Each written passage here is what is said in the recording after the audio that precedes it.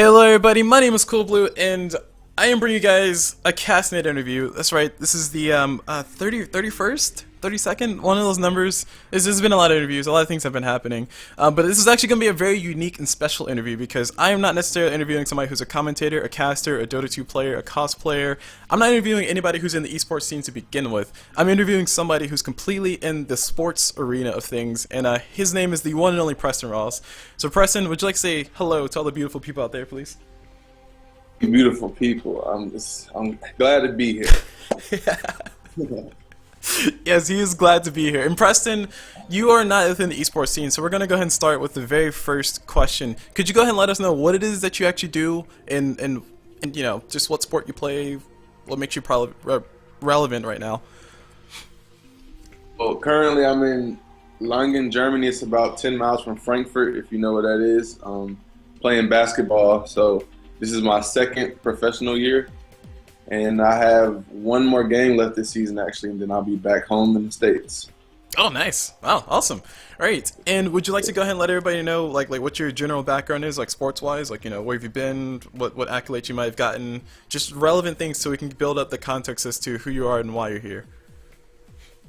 Well, I'll start with high school. I was nominated for the McDonald's All-American game, which is, I think they just had the one this year.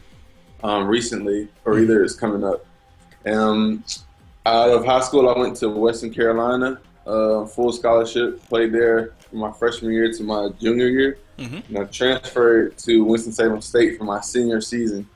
Then after that, I got a contract to play in Dublin, Ireland, in their Premier League. And then this year, I'm here in Germany. So. Yep, awesome. And you guys are doing well, I assume. Yeah, they are.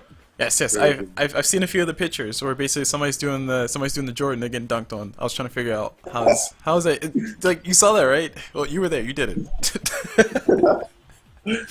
Yeah, impressive stuff. And as far as stats, for anybody who likes stats, I don't know how to read actual sports stats, so there is a stat page I'm going to include in the description below. If you guys are watching this on YouTube, check it out there. If you guys are checking out this live, I'll toss it in the chat of Twitch. But there are stats for Preston. And Preston, would you like to just let everybody know that stat range, which goes from 2010 to 2014? On average, how did you do? Like, were you like a little bit above average? Were you just about average? Were you right on par? Were you a little bit below, performance-wise? I was last year in my first professional season. I was the sixth, being that it was my first year. I was the sixth leading scorer in the league. So I feel like I learned a lot that year, and I got better as the season went on. So I feel like I was a little above average, but I was still growing as I am now still. So. Okay, awesome stuff. All right, so now we got a little bit of context out there for everybody who wants to know who he is and why he's here. I'll actually explain the part of why he's here. So, CasNet, we focus on interviews with people who are in the casting community, people who are within the, you know, players and cosplayers, and people who just make content in general for video game based stuff. So one argument that we always have is, you know, esports versus sports. So I thought it'd be awesome to actually have somebody who's actually in sports to come and bring their perspective on the situation. Now, just for some further background for Preston, that I'm not going to necessarily have him explain this, but just for everybody out there watching, Preston doesn't really play video games a ton. So his introduction to esports was the free-to-play video that I might have introduced him to, I think, a week ago or so. And he watched over that. He watched it. He got some good feel for what esports is. So I'm gonna try to make sure I give context to both sides as we go along the interview, because I want an honest answer from Preston as far as how he sees esports and what light he sees everything in. Because that's our main goal here. If we can get that perspective, I think that'll be something unique that we don't have yet. So here we are, trying to do cool things. Alright, so all that said and done, full disclosure down. Preston, could you go ahead and tell us please, what has been your experience so far basketball-wise? Like, you know, you said you've learned a lot, you said your first year was actually pretty good, but just overall the experience, like, has it been like a dreamlike experience, or has it been like more realistic, like this is kind of what you expected, or? Definitely a dream. Like it's like something people dream of. So it's like you're over here playing basketball, doing something you love, and then you're able to see the world. So it's like and being in Europe, travel is like really cheap. So it's like I get to see like places that people dream of going to, like for not a lot of money. So it's like it's great. Yeah. And like just last week you went to where'd you go last week? I was in Prague. Yeah, I went to Prague last week. I can't even spell that. Prague, So- Prague, and Czech Republic. wow, the fun places. Oh, the fun places. The places you hear stories about. Not always positive, but you still hear stories. Yeah, it was beautiful too. All right, awesome stuff, awesome stuff. All right, so now let's go ahead and focus on you as a player. So you're a player in a basketball team. Basically, for anybody who doesn't know how basketball works, there's usually 5 people on the floor on both sides at one time. There's a reserve pool of teams. Dota-wise, or typically in these MOBA games that we play, or multiple online battle player arenas, typically in these type of games, you have a similar situation where you have 5 players who pick from a pool of heroes or champions or whatever you want to call them, and then they go toe to toe with each other, 5v5. Very similar to how sports work. Actually, pretty similar to how sports work. I would argue that they're basically the same concept. Except for one, you're sitting at a computer doing things, and the other one, you're kind of out there actually doing it physically and exerting yourself, and stamina and all that other stuff kicks in. So, I say all this stuff is a very long way to say, Preston, from your perspective, do you think esports is something that you can compare to sports? No, my bias aside, like I said, I just want to hear your honest opinion on this. I just want to make sure you have full context, but my bias aside, do you think esports, at your basic concept of it as of right now, is something that can actually be compared directly to sports, like the broadcast sports, like football, basketball, hockey, whatever you want to call it? To be honest, I think it's very similar because it's still a competition. It's just like when you're playing a physical sport, it just takes more, I think. Like you have to have more of in my opinion, a better work ethic, more discipline.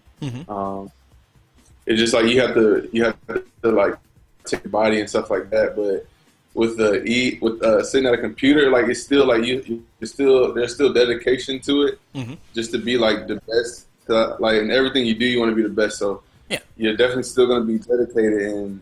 But I think as far as like a physical sport, it just takes more. Yeah. It takes more. It exerts you a lot more physically and mentally at the same exact time. Is that correct? Yeah, but it's definitely similar in a lot of ways, though.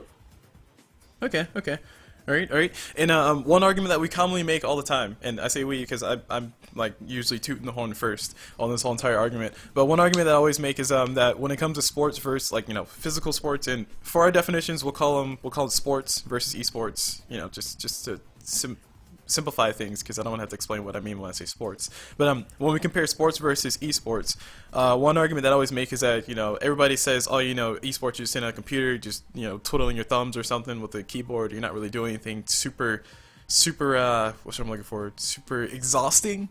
Whereas in actual sports, you're actually doing something. You're out there. You have to make sure you drink right water. You have to make sure you drink enough or eat the right foods. You have to make sure you keep your body in physical condition, pristine condition. But one argument that I readily make is that in esports you have to do that as well. It's just not the same, not on the same level. I think it's a lot more on the mental level that a lot of people don't consider. So, from your perspective of somebody being actually on the floor, and I already kind of know the answer you're going to throw out for this one, but from your perspective, do you think esports is more mentally taxing than actual sports, or do you think they're both similar? To be honest, I think sports is probably more. It'll take more because like you're physically tired, and then you have to think like along with that, and so like the more fatigue you get, like the more you have to think. Like so, I don't know. It's just a different level of a different mentality you have to have when you're playing like actual sports. Yeah, different mentality, and I would like for you to just elaborate on that a little bit more. Like what type of mentality do you actually have to have in sports? Because I'll play devil's advocate. All you're doing really is just running around in a circle, passing a ball or passing a little thing. Like what mental thing do you actually need to do that? Like I can just throw a ball to my niece and I can call it sports. So what mental thing do you have to have that makes it something that's a little bit or equal level to esports? Like I said, I'm playing devil's advocate, by the way. I would say like just passing. It's like it's not just passing the ball, but it's like making the right pass to set somebody up for something else. So it's like I'm trying to figure out how to explain it better, but you have to have like just like esports. I'm sure you have to have a high IQ of what you need to do to get whatever you're trying to get accomplished. So like it's definitely like you have to think. Like they tell you not to think while you play basketball, but you actually do have to think. But it's just like a quick pace, like a fast pace of thinking. Yeah, faster pace of thinking, like an active and involved pace of thinking, as opposed to sitting on the sidelines, timeouts after every match or after every ball pass. You kind of have to quickly say, okay, this opportunity just proposed itself. Is it better than that one? Like risk and reward kind of thing. Is that right? Yeah, exactly. Yes, exactly. Okay, awesome. All right, like I said, I kind of anticipated that answer. I agree with that. A lot of people don't give sports, like actual sports, the credit it deserves. There's a lot of thinking involved. I would know. I've made a lot of bad decisions. If we're out there, Press is laughing because he was there when I made the bad decisions and he cleaned up my mess with them backboard grabs. I'm just letting you know. It's okay. We've all made those mistakes. All right, so moving forward. So from an aspect of fatigue, you mentioned before that in actual sports, you have the fatigue factor, where basically you're tired, you're panting, you're trying to think, but you can't. You want some water, you just want to sit down and go to bed. The argument can be made easily that within esports you have the same situation where basically, actually the same exact thing, you're physically tired because you've been playing games all day. So, do you think those two are actually comparable, or do you think it's more of a do you think it's more important for you to factor in the fatigue factor for actual sports versus esports? I guess that's where my question is. To be honest, I would have to say it's it might be up there like almost the same, because I consider my computer like just doing nothing sometimes, and I'll get like tired. So Yeah. just sitting there, like if I'm watching something or if I'm working on something, I'll get tired just sitting there doing that, and I'll be thirsty, I'll get hungry, I'll be tired, like it, like I think just looking at the screen, like I think it just it'll make you tired just like staring at the screen. So yeah, so just from doing the basic things, so like sitting at the screen, you can get tired. So right. you figure if you put in the fact that you're competing, you're making those decisions, you're doing the things. Okay. Yeah. All right. Okay. So far, we seem to be agreeing on a lot of things. This is going a little bit better than I wanted it to. So we'll keep going. We'll keep going with this. All right. So we'll go ahead and take a quick moment to skip to the quick response section.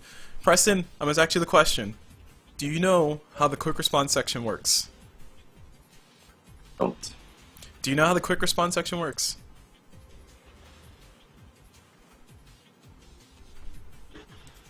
Is that a no or is that a yes? Yeah, I said I don't know. Oh, okay, good. All right, good. I'm glad you said that because it's very complicated. There's a lot of rules involved, and if you miss one of the rules, it can mess up the whole entire thing. Okay. All right, so I just want you to be aware of that. All right, so the quick response section rules are: you respond quickly. Okay. Mm-hmm. All right, you got all that. That's a lot of information through it. You got all it. All right, I'll take as confirmation. All right, let's do this. All right, so who's your favorite player? LeBron James. Who's your favorite team? I have one. You said you don't have one? Was it? You said you don't have one? Yeah, I don't have one. Okay. I don't. Favorite division?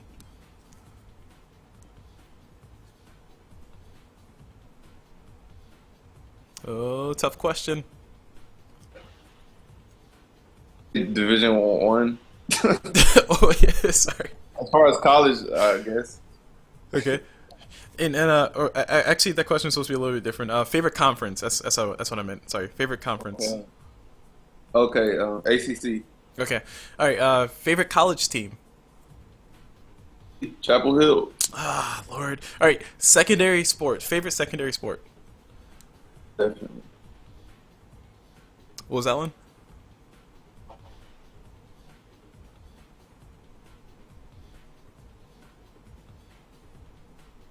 Hello? Preston, you still there? Did you get that?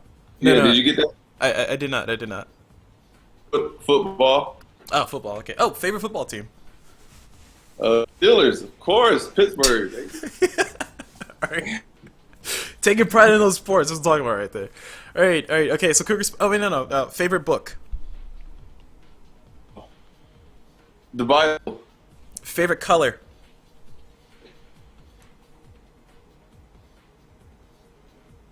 Did you catch that? Nope, I did not. Red. And favorite number? Didn't hear that one either. Favorite number? Oh, okay. Hold on. I think we might have lost connection. Hold on, you still there? Yeah, I'm here. Okay. All right, favorite number one last time. 7.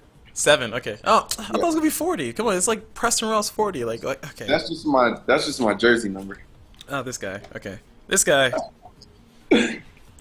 All right, so we're done with the quick response section. That went moderately okay. You know, delay aside from the whole chatting thing, we're good. You passed. You did a good job. It's a solid good side. Okay, good.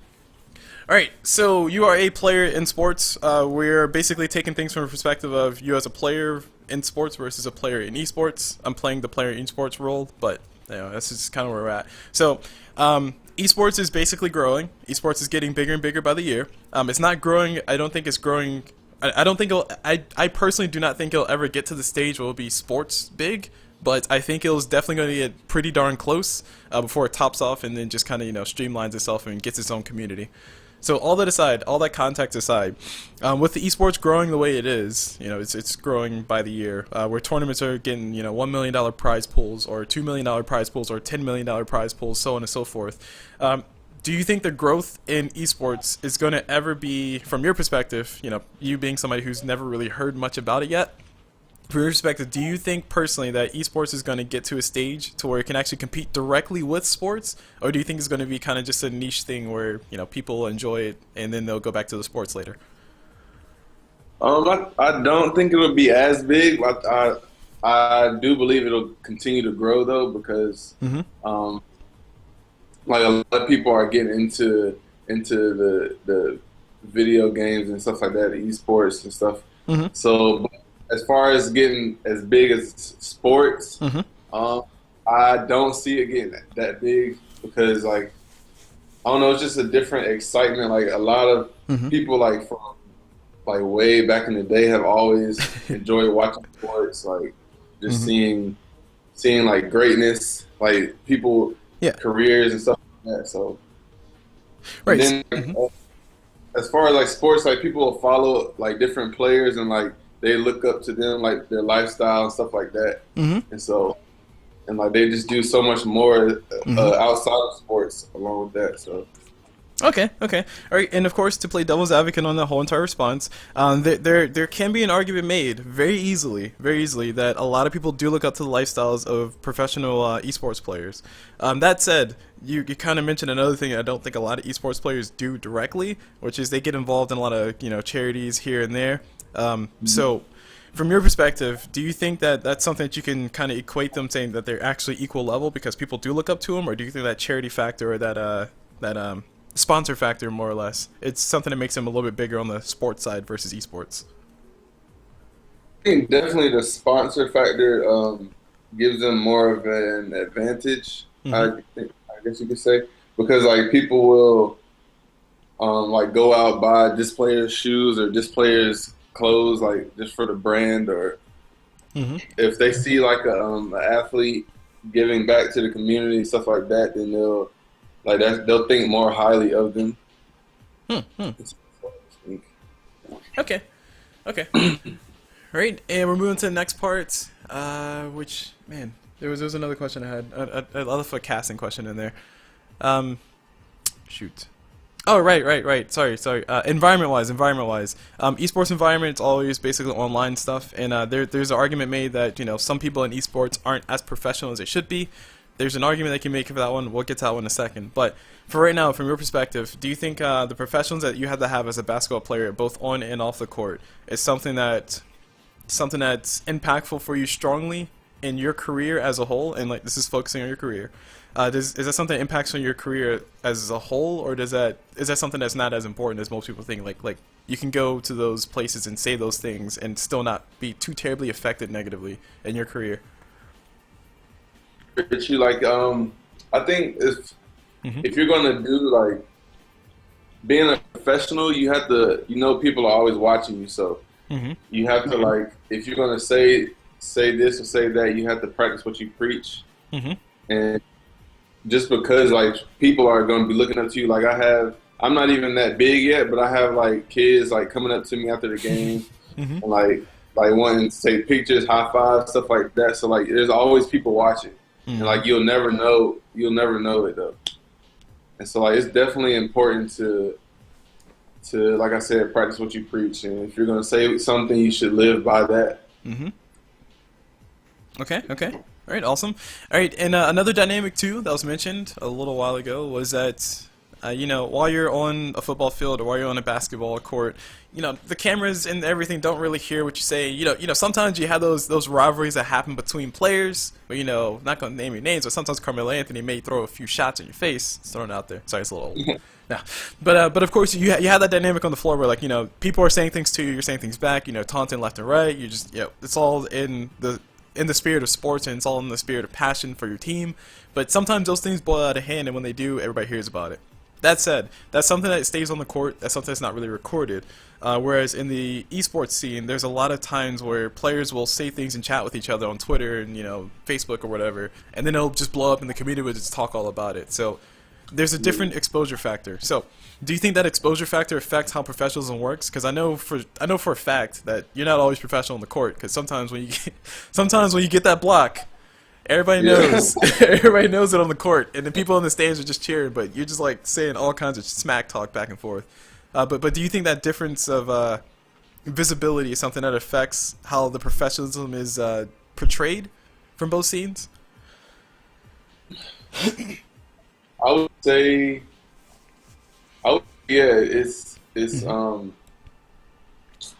it is like if I was to, cause like now a lot of athletes they're tweeting or Oh yeah, you're like they'll either tweet something like for example, recently LeBron James, he unfollowed the Cavaliers organization on Instagram, I think, or either Twitter. And like it just blew up, like that they made it a big deal, like as if he was like trying to leave the team or something. But what he does in playoffs, like when the playoffs are about to start, he usually like takes all of his social medias down. Oh, he shuts them all down.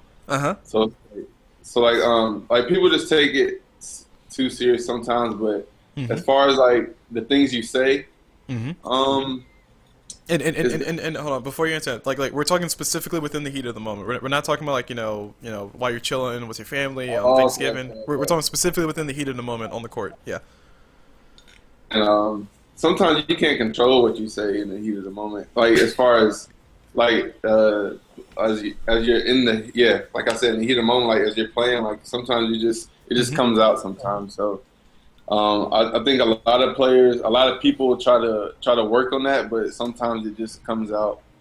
It is like bad professionalism, depending on what you say, but sometimes you can't. Yeah, and one perfect case of that, and like I said, you know, I agree with your answer. I was going to try to play devil's advocate, but there's no need. I think we said what we need to say. But as far as one of the things I remember, it was a football player who was doing an interview. You know, they just won the game, and then he was like he didn't say anything bad, but he was like overly hype about it. I forgot who it was. You probably know who I'm talking about. But he had situations like that where he basically said to the interviewer, "It's like, yeah, man, he ain't gonna do that stuff in my house. This is my house," and stuff like that. You know, he didn't say anything explicit. You know, he wanted to, but he didn't. But like the internet went crazy. They're like, "Oh my gosh, this guy's not professional. He's a freaking thug," and all this stuff, and that, and the other. And you know, there's another factor playing that one too. We're not gonna talk about the race factor, but that aside, do you think that some people give football players and basketball players and hockey players or whoever more credit than they deserve professionalism wise because you know they don't consider that heat of the moment factor? Yeah, I think they let them get away with a lot of stuff just because of especially if they're like a big name athlete. They definitely let them get away with a lot, and I think it's more of like the guy you were just talking about. I think that's more of a he's more like the cocky type. So I think it just depends who you are, and I think a lot of people should know like their boundaries, like the type of player they are, or like whoever. So. Right. So knowing your boundaries isn't like just. Knowing what you can, knowing what you should say versus what you can say. Yeah, exactly. Yeah, okay. Exactly. Okay, all right. When, for example, a couple years ago, Derrick Rose said he was the best player in the league, but nobody like that's when LeBron was real dominant. So like there was a lot of criticism on that, but I mean, of course, you're supposed to say that though. Yeah, I yeah. guess. I mean, it's like Muhammad Ali said it himself. He can't be the greatest if he don't say he's the greatest. So I mean, yeah. Exactly. All right, so moving on to the next part, criticism fits perfectly into what I was going to go into next. So criticism from you as a basketball player, I don't know what kind of criticism you ever received, but just give us some insight as to some of the criticism that you've received, some things that you may be working on, and just how your overall what's what I'm looking for, reception of it, your overall take on the criticism you receive is. As far as a player, or like as far as As a player first, and then we'll do it on a personal level next. well, as far as a player, like I get people just tell me what I need to work on. Like if I'm trying to get to the next level. So like my ball handling is probably like it's not bad, but that's probably like my weakest attribute, I guess. So like I take that, and of course, like I know I can always be better. So of course I take that and I work on it daily just to be the best that I can be. So, but I definitely like no criticism. Well, to me, no criticism is bad. So like I take everything positively, and I just take it in and I work on whatever they say I need to work on. All right. And moving on from criticism over to praises. Now, I have, for everybody out there who doesn't know, Preston and I actually went to the same high school, which is why I know him. And Preston's like doing amazing things basketball-wise now. It's pretty awesome. But we played on the same basketball team for, I think, 2 years? 2 years? JV? That's what I did. And then you went up to like varsity and all this stuff and did all the cool things. But we played basketball with one another. We practiced with one another. So there were a few times where I was there hearing the coaches talk about Preston. So that's just context for everybody watching, which is why I'm going to ask the next question. So when it comes to praises, a lot of the praises that you have received personally was that you're a very coachable person. So on a personal level, how does that make you feel as a person? Hearing just that, just like, oh, this guy's very coachable. Like does it make you think like, oh, what are you trying to say? You trying to say I have things to improve, or do you think that's more of a thank you, I'll keep going with I'm going, or I'm doing it right? Yeah, like when they say coachable, they mean like I take like whatever the coach says, I take that and I do it exactly how he says it. So, basically, it's basically like I take that from like when they say that, I just appreciate how my parents raised me, because like I take like if somebody tells me to do something, I'm gonna do it. So, like if the coach tells me to be here or be there and do this or that, then I'm gonna do it. So like. And I've never been the type to talk back to a coach. So that makes me, I guess that's where they get me being very coachable. That's where they get that from. So yes, and to be fair for you out there, I'm just gonna say no disrespect to Mr. Ross, but there are a lot of times Mr. Ross was doing the talking back for you. Let's be honest. Oh boy, if you ever sat in them stands, oh lord. Boy, my dad will talk back. Yes, he will. Oh man, Mr. Ross is nice. I like Mr. Ross. All right, moving on. So yeah, coachability. We talked about that. Oh right, I want to apply this to esports. So having a coachability in esports, there are teams that have coaches. I'm not sure what the coaches actually do outside of saying taking notes during the game, I guess, and coach them. I'm not saying coachability is something that people lack in esports, but let's just assume that there's a slight lack of esports coachability. Do you think that's something that could help improve players and teams overall, or do you think that's just something that you have to have as a person on a personal level? Like, is that something that you can build up to, or is it something you just have to be raised for? Definitely, if there's a coach for esports, then I think they can see what the players are doing, and like maybe they might know more than the players do possibly. So like they can give them like different maybe techniques or just different methods of doing something like that'll help them to be better. Right. Just like sport. So. Right, and from the player perspective, do you think the players, it's their responsibility to kind of take that and work on it, as opposed to making a Twitter post about how their coach is wrong all the time? They should. Even if they feel like the coach is wrong, I think they should just take it in and just. If they feel like they're wrong, they should keep it to themselves. But at the same time, like you can always be better at something. So. Correct. Okay. Okay. All right. We'll go with that one. We'll go with that one. So coachability. I think from a player perspective, there are some people who are really, really, really arrogant. Some people who are really uncoachable. But that said, they know 1,000 times more than I do. But even still, there's still some improvement. Nobody can ever be perfect. Nobody can ever be perfect.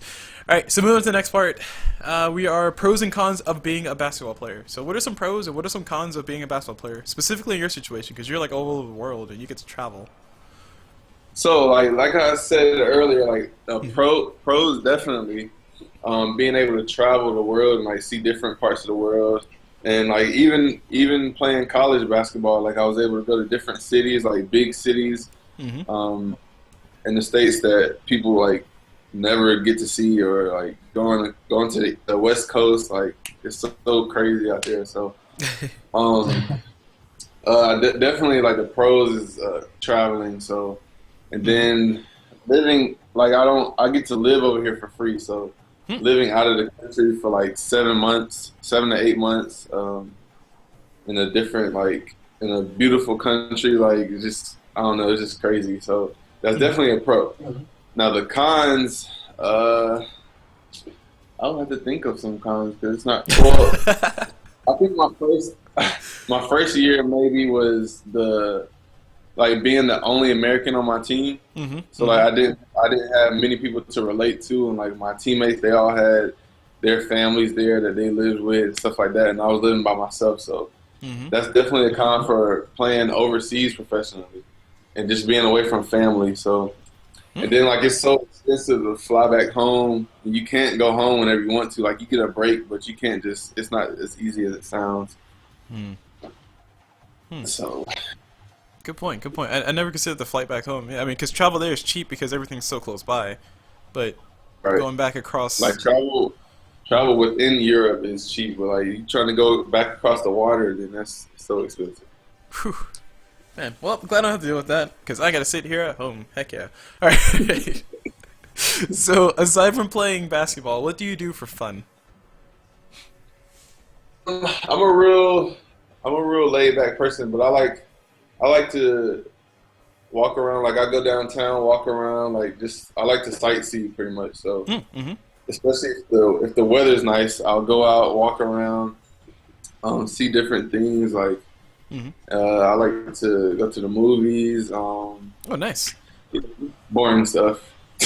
All the boring stuff. All right, and you said you're about 10 miles from Frankfurt, so it's like, have you ever considered going to like any of the big gaming conventions there? Because they have a few that happen down in Frankfurt. Really? I haven't even heard of any of them. So. I know there was one in. Was there one in Cologne? Yeah, I think Cologne. Yeah, there was one in Cologne. I forgot the name of it, but yeah, there was. I think I saw that one, but no, I never really I didn't hear about the one in Frankfurt, so I didn't even know. All right, there you go. Come on, esports, get your advertising up, bro. Jeez. All right, and moving on to the next few questions. What video games do you play? Like just any video games, including phone games. We will bow down and say phone games are included if you want to throw those in there. Well, phone games are probably the only ones I play. But I play the main two. The main two are Two Dots and Color Switch. Two Dots and Color Switch. Okay. So those brain teaser games. Yeah, exactly. Nice. Games that make you have to think. But the last video game I played was Call of Duty. Ah, man, this interview's over. We have to stop. I'm sorry. It's over. I'm done recording. I quit. This interview's going to track now. At least you're honest. At least you're honest. It's okay. It's okay. All right. Do you have any interesting talents that you would be okay with telling the internet? Yes. Well, you know, in high school, I played the saxophone. I can still play the saxophone. So. Oh yeah. I've been playing the drums since I can remember. And that's pretty much it. Those are my real musically. Yeah, musically inclined. this musically inclined person who can play basketball as well. He gets to travel the world for free. It's crazy. It's crazy. It's ridiculous. All right, and do you have any shout-outs that you would like to make, you know, to whether it's to people, to family, to organizations, to groups, to players? Do you have any shout-outs all that you would like to make? A shout out to everybody that has helped me to get to where I am, all the support systems I've had growing up. That's pretty much it. Nice, awesome. And where can people find you if they really want to follow you as a basketball player and just, you know, find out more about you, just see when you're playing, maybe watch a game or two? Where can people find you? On my Instagram, I usually post, like, if we have a game, I'll post if it's streaming. I'll post. I'll make a post of where they can go to watch it. But my Instagram is _PR3, and I'll post it on my Twitter as well, and that's Preston Ross, the number 40 _. Awesome stuff. All right, and would you like to say your final goodbye to all the beautiful, wonderful people out there? Thank you to everybody that was listening. I'm glad you were able to tune in. I hope you get a better understanding of how, well, from my perspective, how esports and sports are related and not related. Yes, and thanks for listening. Yeah, thank you guys for listening, definitely, and hopefully we do get a little bit more light shed on this because I feel, I mean, the reason why all this is done, and I say this before, is because there's a lot of times where I myself and everybody else I'm talking to who's very esports biased will say, oh, you know, sports are this and sports are that, but esports is so much better because this and that and the other. But you know, you have to consider there's two sides to the story. So thank you very much, Preston, for your perspective. It helps reinforce a few thoughts that I have that I thought were correct but actually are, and it helps, you know, debunk a few things like the whole not thinking. Which you know, I was always against the whole argument that, oh, you don't have to think that much while you're playing sports. Yes, you do. Have you ever been on that court? It's hard. Jeez. All right. So that's it. Thank you guys very much for watching. If you guys want to check out more interviews, definitely go check out the YouTube page. We have more interviews on there. This is just, I think this is interview number 31 or 32, I think. But hopefully the next interview will be with somebody within the community once again. I do want to try to get more interviews with people outside of the community because I think it's very important for us to make sure that we keep our discussions grounded within reason, because there's a lot of monstrosities that are mentioned sometimes during these interviews. But we'll work on that. So once again, thank you guys very much for watching. Thank you very much, Preston, for joining us. And I'm going to go ahead and let you go. And for everybody watching, like I said, thank you guys very much for watching it. And as always, we will see you guys whenever. All right.